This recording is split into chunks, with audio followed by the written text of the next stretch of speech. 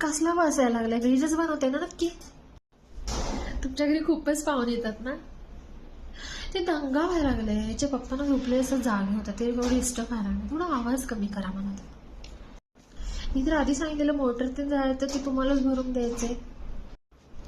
काय तुम्ही तुमच्या घरासमोरचं सगळं क्लीन करून घेता, कधीतरी पायऱ्या पण पुसत जा.